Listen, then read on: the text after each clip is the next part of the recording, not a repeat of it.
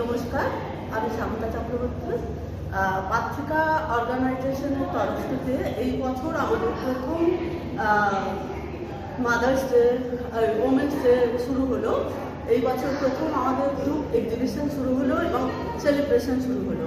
এখানে আমরা 11 জন আর্টিস্ট, মহিলা আর্টিস্ট পারফর্ম করেছি এবং নিজেদের মতন করে আমরা সেলিব্রেট করেছি ওমেন্স ডেটা।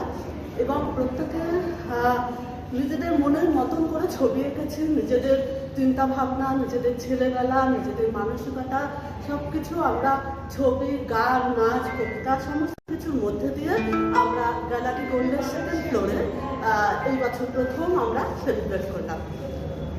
এখানে বিভিন্ন মিডিয়ামের কাজ রয়েছে, মিক্সড মিডিয়ার কাজ রয়েছে, অ্যাক্রিলিক রয়েছে, টেম্পারা রয়েছে। প্রত্যেকেই বিভিন্ন মিডিয়ামে বিভিন্ন চিন্তাভাবনার মধ্যে কাজ করছে। এখানে আমাদের মেন যে উদ্যোক্তা তিনি হচ্ছেন শিক্ষানন্দন শিক্ষাকে। উনি আমাদের মেন উদ্যোক্তা এবং উনি আমাদের মেন্টর বলতে পারেন। ওনার ইচ্ছেতেই আমরা সকলে এক জায়গায় হয়েছি এবং এই অনুষ্ঠানটা করেছি।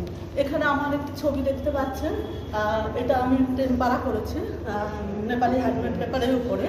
এখানে একটি মেয়ে বাঘের উপর বসে আছে। এখানে আমি অ্যাকচুয়াল কন্টেম্পোরারি আর্টটা করেছি, মানে মুঘল ঘরানা, কিন্তু এখনকার চিন্তাভাবনা। আমরা বাঘকে যেহেতু আমাদের একটা ভয়ের ব্যাপার, যতই আমরা বলি রয়্যাল বেঙ্গল টাইগারটা ভয় পাই, কিন্তু মনে মনে একটা মেয়েদের বলুন ছেলেদের বলুন একটা ইচ্ছা থাকে যদি বাঘের পিঠে করে আমরা যেতে পারতাম। সেই মনের ইচ্ছে বা ছেলেবেলার স্বপ্নকে আমি এখানে রং তুলি এবং পেপারের মাধ্যমে সার্থক করে তুলেছি, প্রাণ দিয়েছি। আমার ইচ্ছেকে এইভাবে আমি পূরণ করেছি। Thank you.